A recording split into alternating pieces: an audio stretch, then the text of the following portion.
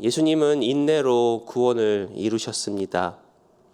예수님께서 감람산에서 잡히시고 대제사장의 집으로 끌려가셔서 계속해서 인내하시는 예수님을 우리는 오늘 본문을 통해서 볼 수가 있습니다. 십자가에서뿐만이 아니라 십자가에 가는 그 길 여정 가운데서도 예수님은 계속해서 참으셨습니다. 그러나 성경은 예수님의 인내는 부끄러움을 개의치 아니하시고 그 앞을 바라보는 인내였다라고 기록하고 있습니다. 히브리서 12장 2절에 믿음의 주여 또 온전하게 하시는 이인 예수를 바라보자. 그는 그 앞에 있는 기쁨을 위하여 십자가를 참으사 부끄러움을 개의치 아니하시더니 하나님 보좌 우편에 앉으셨느니라. 그 앞에 있는 기쁨을 위하여 십자가를 참으셨다라고 히브리서 기자가 얘기하는 것과 같이 예수님은 인내를 기쁨으로 또 십자가 앞에 그 뒤에 있는 것들을 바라보셨습니다. 십자가뿐만 아니라 십자가로 가는 길 가운데서도 그 고통과 고난에 인내하신 예수님. 어쩌면 예수님은 이 땅에서 오셔서부터 계속해서 인내하셨다는 것을 우리가 보게 됩니다. 참으시고 기다리셨습니다. 제자들을 향한 예수님의 사랑과 섬김을 우리가 생각해 보기 원합니다. 비록 제자들이 믿음이 부족하고 실수하여도 예수님은 참고 기다리셨습니다. 우리가 지난 토요일 본문 말씀처럼 예수님이 십자가를 향하는 그 길 가운데 있을지라도 제자들은 서로 누가 크냐고 다툼을 하고 있었지만 예수님은 오히려 그들을 신뢰하시고 돌봐주셨습니다. 또 감람산에 잡히실 때에도 제자들 모두가 다 도망갈 것을 아셨지만 예수님은 이 제자들을 위해서 중보기도 하셨습니다. 또한 예수님은 베드로의 부인을 하셨고 가룟 유다의 배신을 하셨습니다. 하지만 끝까지 신뢰하시고 참으시고 기다리셨습니다. 이처럼 예수님은 인내하시는 분이십니다. 그리고 우리를 기다리시는 분이십니다. 우리가 이 사순절 기간 동안 함께 묵상하는 하나님의 은혜 중에 하나는 바로 이러한 주님의 인내라고 생각이 듭니다. 십자가를 참으셔서 구원을 이루시기까지 그 길을 걸어가신 예수님께서 오늘 본문을 통해서 어떻게 인내하시고 또 우리가 배울 수 있는 교훈은 무엇인지 함께 나누기를 원합니다. 첫 번째, 예수님은 침묵으로 멸시와 조롱을 인내하셨습니다. 예수님은 자기를 희롱하고 때리고 욕하는 자들을 향하여 침묵하셨습니다. 오늘 본문은 예수님께서 잡히시고 대제사장의 집으로 들어가신 사건입니다. 바로 그 다음 날 오늘 본문에서 보시는 바와 같이 날이 새고 공회에서 이 대제사장 가야바를 중심으로 예수님께 사형 판결을 내리기 위해서 지금 이 대제사장은 주위 사람들과 함께 이 거짓 증언을 모으고 또 범죄를 조작하고 있습니다. 결국은 예수님의 어떤 신성모독죄로 예수님을 사형에 넘기는 것을 우리는 알게 됩니다. 그런데 이 밤새 기다리는 그 시간 동안 예수님은 이 대제사장뿐만 아니라 바로 예수님을 옆에서 붙잡고 지키던 자들로부터 지금 희롱을 당하시고 구타를 당하고 계십니다. 본문 63절 보시면은 지키는 사람들이 예수를 희롱하고 때리며 그의 눈을 가리고 물어 이르되 선지자 노릇하라 너를 친 자가 누구냐 하고 이 외에도 많은 말로 욕하더라. 지금 그 다음 날에 있을 이 사내들인 이 공회의 그 신문을 받기 전에 바로 옆에 있는 사람들, 붙잡고 있는 사람들이 지금 예수님을 희롱하고 때리고 있습니다. 이 지키는 사람들이라는 것은 어떻게 보면 이 대제사장의 하속들입니다. 이 지금 대제사장도 아닌 이 하속들이 지금 예수님을 괴롭히고 있는 것입니다. 여기서 이 본문에 나와 있는 희롱하다라는 그 뜻에 조롱하다라는 의미와 더불어서 조금 가지고 놀다라는 그런 의미도 담겨져 있습니다. 그만큼 그들이 어떻게 예수님께 함부로 대하고 또 어떻게 조롱하는지는 우리가 상상을 할 수 있습니다.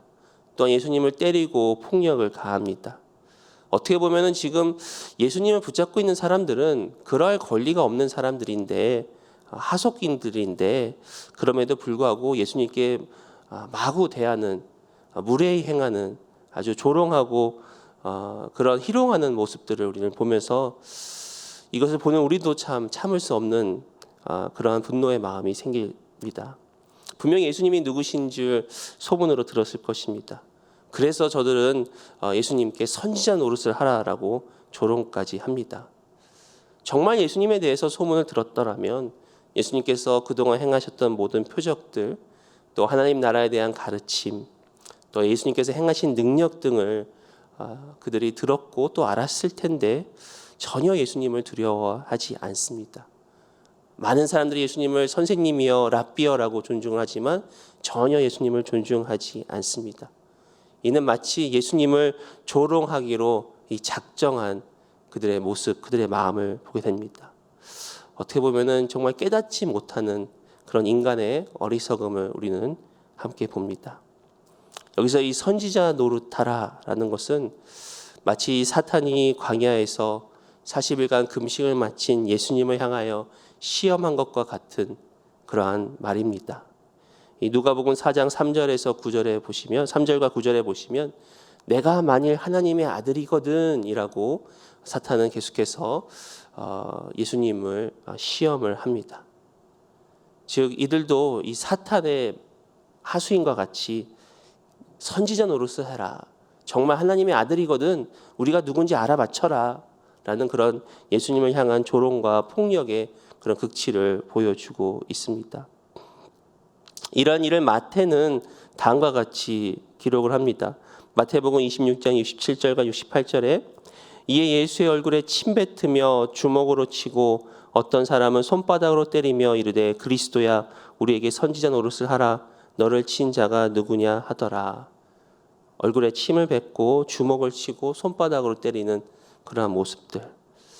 그런데 여기서 우리가 놀랍도록 배우는 것은 예수님은 이 모든 것에 침묵하셨다는 것입니다.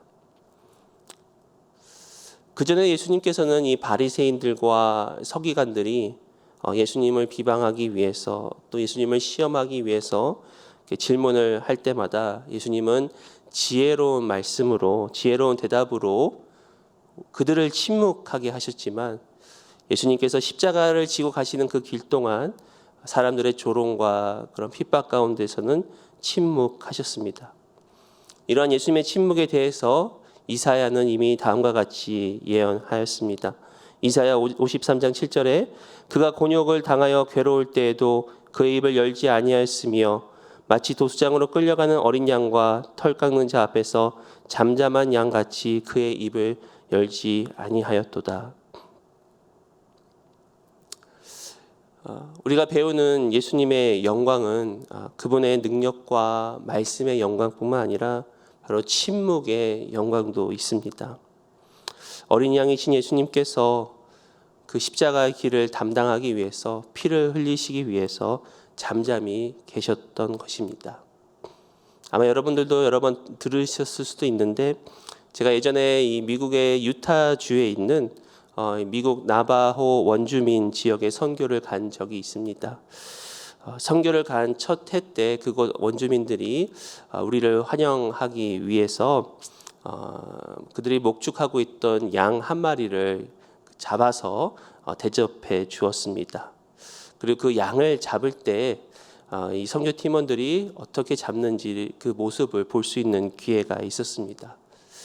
이 양의 무리 중에 한 마리 양을 꺼내 가지고 이제 잡는다고 하면서 주위에 아무런 도구 없이 그냥 칼을 가지고 그 양의 목에 칼을 그었습니다.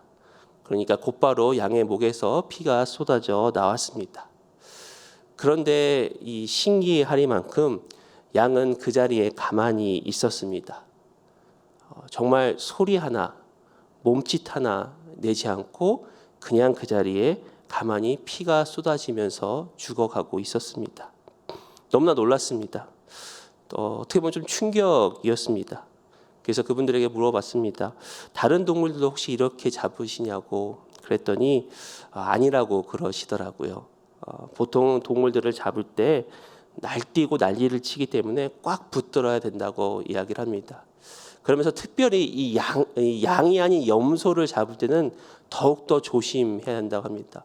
워낙 거칠게 반항하고 날뛰기 때문에 잘못해서 이게 염소를 놓쳐버리면은 온 사방에 그냥 피가 뿌려지는 아주 그런 일이 있기 때문에 꽉 붙들어야 된다고 합니다. 그런데 양만큼은 소리도 없고 몸짓도 없고 그냥 거기에 철퍼덕 쓰러져서 죽어가는 그 모습을 볼 때 거기 있던 모든 이 선교 팀원들이 그 모습을 보면서 어린 양 되시는 예수님, 또 십자가로 걸어가시는 그 길 가운데 침묵으로 잠잠히 계셨던 그 예수님의 영광 앞에 숙연해지고 또 눈물을 흘리고 또 그런 주님의 그런 임재를 그 순간 경험했던 적이 있습니다. 이처럼 예수님께서는 십자가의 고난의 길을 걸어가시면서 때로는 당하시는 그런 조롱과 멸시와 그 모든 것을 또 침묵하시고 잠잠히 인내하셨습니다. 그럼 우리가 여기서 함께 좀 생각해 볼 예수님의 그런 침묵의 의미는 어떤 의미들이 있을까? 첫 번째로 예수님의 침묵은 바로 예언의 성취요, 또 복음의 역설임을 알 수가 있습니다. 그만 읽어드렸던 이사야 53장 7절 말씀과 같이 예수님은 예언의 말씀을 이루셨습니다. 특별히 출애굽 시절에 유월절 어린 양을 통하여 보여주신 그 하나님의 구원의 계획에서 특별히 예수님이 그 어린 양이 되셔서 도수장으로 끌려가는 잠잠한 어린 양이 되셨다는 것이죠. 결국 수동태가 되셔서 구원을 이루어 주셨습니다. 그 당시에 수많은 사람들이 예수님을 메시아라고 이야기를 할 때 어떤 정치적으로 그들을 구원할, 또 무력으로 그들을 구원할 메시아로 그들은 생각하였습니다. 하지만 예수님은 전혀 다른 방법으로 구원을 이루셨습니다. 그것이 바로 또 보안 복음의 역설이라고 할 수 있겠습니다. 이 십자가 안에서 만날 수 없는 이 고난과 승리가 만나서 구원을 이루게 된 것입니다. 시편 85편 10절에 인애와 진리가 같이 만나고 의와 화평이 서로 입맞추었으며, 바로 십자가에서는 하나님께서 우리를 향한 그 인애와 또한 우리를 구원하기 위한 그런 하나님의 의가 서로 만나서 이루어진 그 장소입니다. 즉 하나님이신 예수님께서 우리 죄를 친히 담당하셨다는 것 그 자체가 이미 우리는 역설임을 잘 알고 있습니다. 그런 십자가에서 예수님의 약함과 강함이 함께 존재하며 또 사람들 앞에서 잠잠하게 침묵하지만 결국은 그 십자가 뒤에, 부활 뒤에 하나님의 권능과 우편에 앉아 계실 그런 예수님, 이 모든 것들이 어떻게 보면 구약에 있는 예언과 하나님의 언약, 또 이 복음의 놀라운 역설적인 진리를 우리에게 보여주고 있습니다. 또한 두 번째로 우리가 알 수 있는 것은 예수님은 이 침묵을 통해서 우리에게 복음의 진리를 다시 한번 말씀해 주신다는 것이죠. 예수님은 이 누가복음을 통해서 또 사복음서를 통해서 계속해서 사람들의 질문을 대답하심으로 하늘나라의 그 진리를 보여주셨지만 이번만큼은 침묵하셨습니다. 이 강 목사님께서 2주 전에 설교하시면서 말씀하셨듯이 이 복음서의 수많은 그런 사람들의 질문과 예수님의 답으로 이 복음서는 쓰여졌습니다. 그리고 예수님의 그 대답들이 우리에게 복음의 진리가 되었습니다.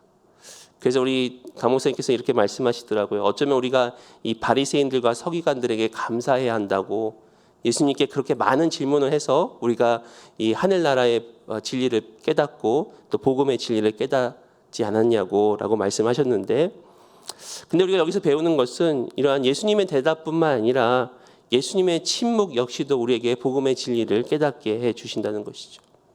겸손의 왕이신 예수님께서 스스로 하늘의 영광을 버리시고 이 땅에 낮아지신 그런 예수님을 우리는 다시 한번 깨닫게 됩니다.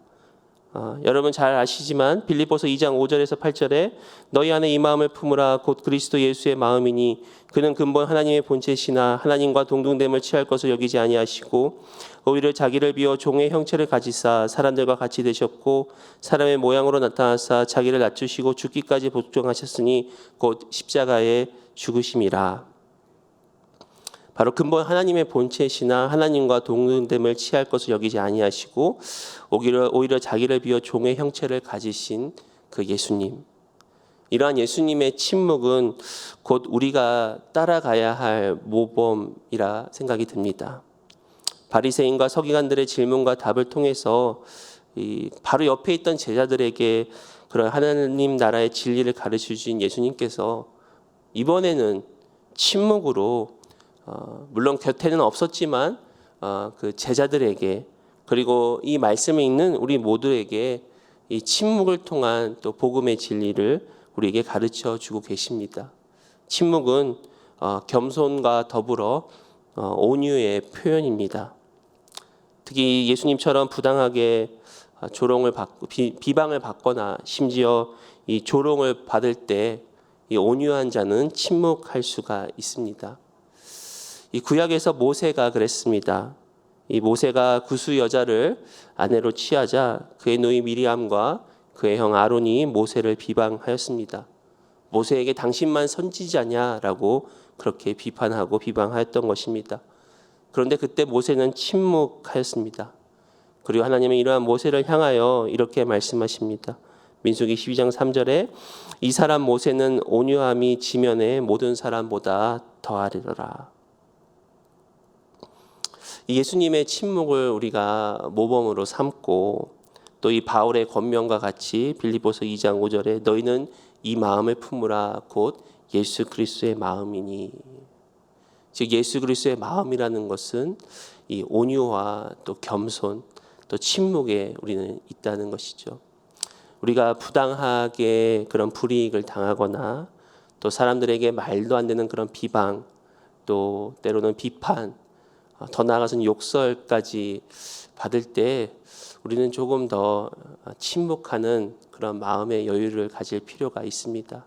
우리가 침묵하고 또 이렇게 온유한 심정을 가질 때 하나님께서 나중에 그 모든 것을 또한 풀어주시고 주님께서 친히 우리를 높여주실 것입니다.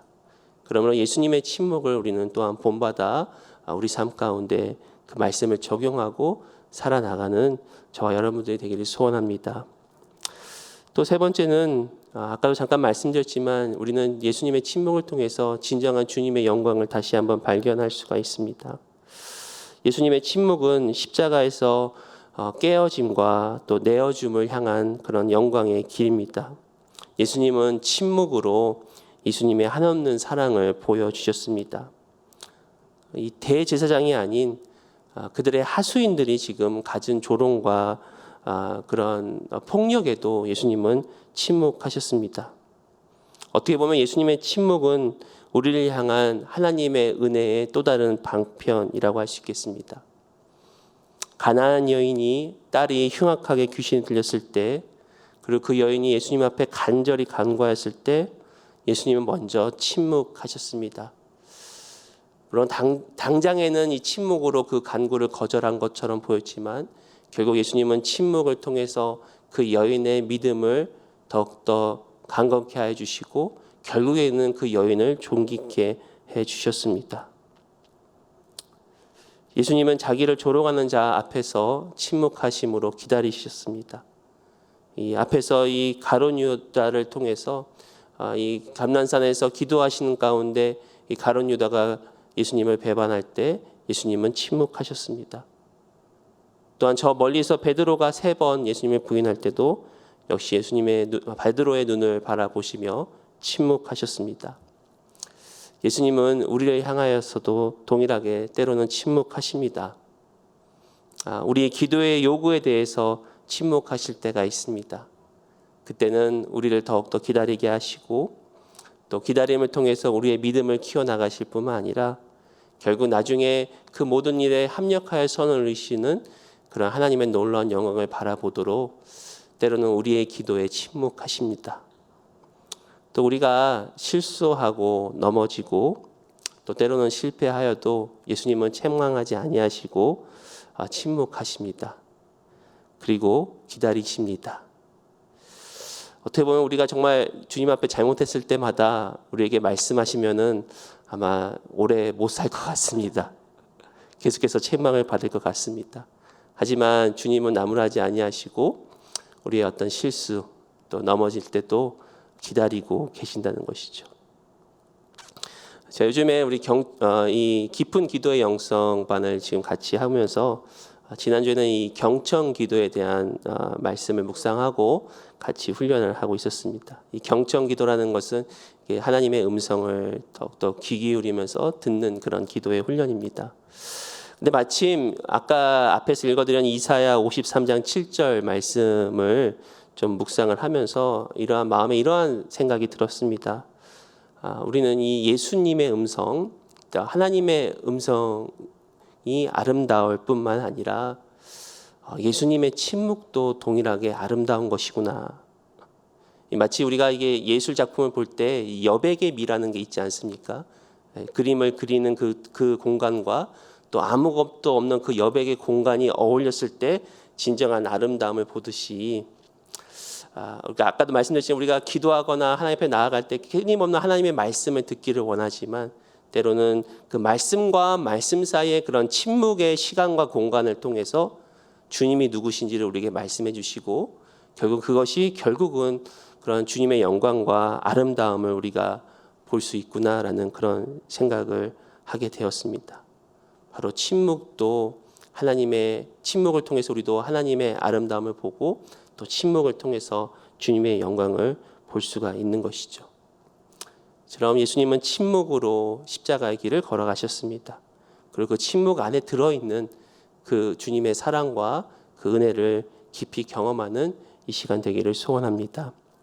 또 우리가 두 번째로 볼 수 있는 예수님의 인내와 교훈은 예수님은 이 땅에서 오신 그런 사명을 분명히 하심으로 인내하셨습니다.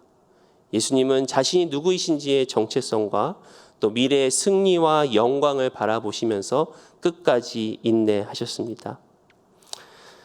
밤새 조롱당하신 예수님은 이 공회의 산헤드린 앞에 서 있습니다. 66절 보시면 날이 새매 백성의 장로들 곧 대제사장들과 서기관들이 모여서 예수를 그 공회로 끌어들여 이미 예수님을 죽이기 위해서 모든 것을 다 준비한 이들이 예수님을 공회로 끌어들여서 계속해서 그렇게 신문을 하고 있습니다. 그래서 67절 앞부분에 보시면 이르되 내가 그리스도이거든 우리에게 말하라. 여기서 그들은 예수님께 백성을 구원할 메시아가 맞는지라고 질문을 하고 있지만 이것은 어떤 진리를 간구하는 또 신앙의 고백이 아닌 예수님을 고소할 내용을 찾기 위해서 지금 유도해서 질문을 하고 있는 것입니다. 마치 그 전에 바리새인들과 서기관들이 계속해서 예수님을 책잡으려고 하였던 그런 질문과 별바 다를 바가 없습니다. 근데 여기서 예수님은 그동안 그 앞에서의 침묵을 깨시고 드디어 말씀을 하십니다. 67절 두 번째 보시면은 대답하시되 내가 말할지라도 너희가 믿지 아니할 것이요 내가 물어도 너희가 대답하지 아니할 것이니라. 예수님께서는 예수님을 향하여 질문한 그들의 정확한 의도를 알고 계셨습니다. 그리고 또 그 안에 있는 그런 불신과 계략을 알고 있었습니다. 그렇기 때문에 예수님은 그 질문에 대해서 직접 말씀하지 아니하시고 그 십자가 뒤에 있는 그 영광에 대해서 말씀하십니다. 69절 보시면 그러나 이제부터는 인자가 하나님의 권능의 우편에 앉아 있으리라 하시니 여기서 예수님은 분명히 앞으로 어떠한 일들이 일어날 것임을 알고 계셨습니다. 특별히 이 고난의 길 끝에 이 하늘의 하나님 권능의 우편에 앉아 계신 것을 알고 계셨습니다. 이러한 예수님에 대해서 바울은 이렇게 고백을 합니다. 빌립보서 2장 9절 10절에 이러므로 하나님이 그를 지극히 높여 모든 이름 위에 뛰어난 이름을 주사 하늘에 있는 자들과 땅에 있는 자들과 땅 아래에 있는 자들로 모든 무릎을 예수의 이름에 꿇게 하시고 이것이 바로 십자가 뒤에 있는 놀라운 승리와 영광의 말씀입니다. 즉 예수님은 이 고난의 길 가운데 침묵하시고 기다리심과 동시에 이 미래의 영광을 보셨습니다. 바로 십자가 뒤에 부활과 승천 그리고 영원한 통치의 그런 영광을 보셨습니다.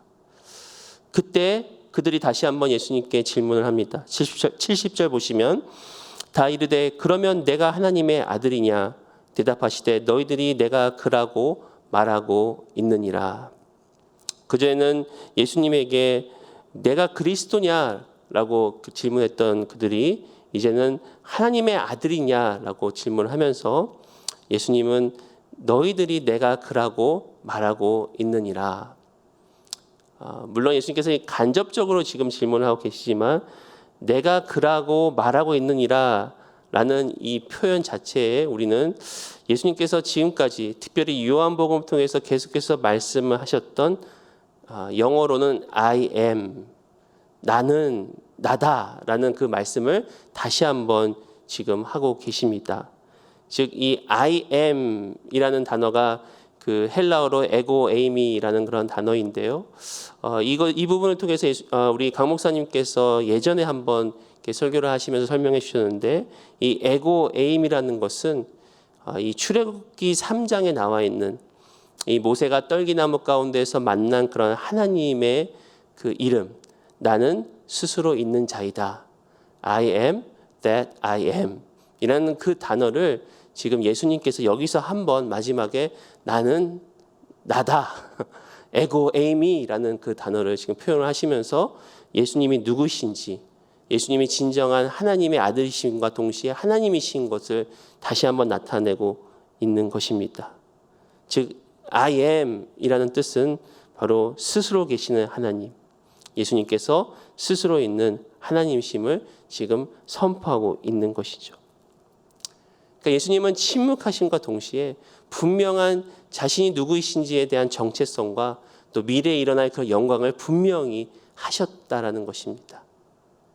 그 영광을 바라보면서 우리도 동일하게 고난과 고통 가운데 우리가 겸손과 온유의 모습으로 또한 침묵할 수 있지만 또 우리가 침묵할 수 있는 그 이유는 바로 예수님이 누구신지를 우리가 확실히 알고 그리고 그 모든 것에 합력하여 선을 이루시는 그런 하나님의 그 섭리 가운데 우리가 확신을 갖고 있을 때 비록 우리가 어떤 고난의 가운데 있을지라도 또 우리가 원치 않은 그런 비방과 조롱을 받을지라도 우리는 그곳에서 침묵할 수가 있는 것입니다. 다시 말씀드려서 우리는 침묵해야 합니다라고 이야기를 하지만 우리 스스로는 침묵할 수 있는 그 어떤 능력도 없습니다. 얼마나 비방받으면 마음이 힘듭니까? 마음이 콩닥콩닥 뜁니까? 저도 아직도 지금 마음 가운데 좀 이렇게 그 아팠던 그런 기억 중에 하나가 20대 그 젊은 전도사 시절에 우리 학생들을 가르치면서 좀 설교를 하다가 좀 이렇게 어떤 이해가 되지 않는 그런 좀 이렇게 말 한마디를 한 것이 이 전 앞뒤 문맥 다 자르고 그 말 한마디만 가지고 어느 교인께서 교회 웹사이트에다가 그 글을 올린 적이 있습니다. 그 말로는 우리 교회 20대 전도사가 이렇게 이야기했다라면서 이렇게 비방하는 글을 올렸는데 그 당시에 20대 전도사는 저밖에 없었습니다. 근데 그게 분명한 오해고 또 잘못된 정보임에도 불구하고 굉장히 마음에 어려움이 있었습니다. 정말 힘들었습니다. 그래서 심지어 그래서 이 연예인들이 악플에 자살까지 하는구나라는 그런 생각까지 들었습니다. 그때 마침 운전을 하고 있었는데 그 잠깐 차를 세우고 하나님 앞에 울면서 기도했습니다. 하나님이 너무 억울합니다. 글을 쓴 사람이 누군지 알기 때문에 제가 이 사람한테 좀 가서 어떻게 좀 항의를 할까요? 라고 하는데 주님께서 그때 마음 가운데 말씀하시는 것은 침묵하라, 침묵하라. 그러면서 이렇게 예수님께서 그런 십자가의 길을 걸어가시는 그런 모습들을 마음 가운데 보여주시면서 침묵하라. 그래서 결국은 침묵했습니다. 그거에 대해서 아무런 대꾸를 하지 않았습니다. 그러다 보니까 자연스럽게 그냥 넘어가는 것이죠. 그거에 대해서 사람들이 어떤 더 이상 어떤 이슈를 삼지 않고 그냥 조용히 넘어가는 그런 모습을 보면서 이것이 또 온유한 사람의 또 우리가 배울 수 있는 지혜구나. 근데 중요한 것은 그때 주님께서 말씀하지 않으시고 그때 주님께서 마음 가운데 예수님의 십자가를 보여주지 않으셨다면 아마 저의 어떤 육신의 생각대로 그런 혈기를 부리고 그러지 않았을까. 만약에 그렇게 됐으면 더 이 일이 악화되지 않았을까라는 그런 생각을 하게 됩니다. 이처럼 하나님께서는 우리의 모든 억울함을 아십니다. 그리고 우리의 고난을 아십니다. 그런데 예수님께서는 지금 우리에게 그 뜻 가운데에 지금 침묵하고 계십니다. 그리고 결국 언젠가는 이 모든 일이 지날 때 예수님께서 I am 하나님의 아들이다라는 그 말씀과 더불어서 또 하나님의 그런 어떤 승리, 또 부활의 영광, 또 결국 합력하여 선을 이루시는 그런 하나님의 섭리를 우리가 바라볼 때 이 모든 것을 인내하고 또 우리가 침묵하며 나아갈 수가 있는 것입니다. 이처럼 우리가 예수님의 침묵을 다시 한번 묵상하며 예수님의 침묵을 본받기 원합니다.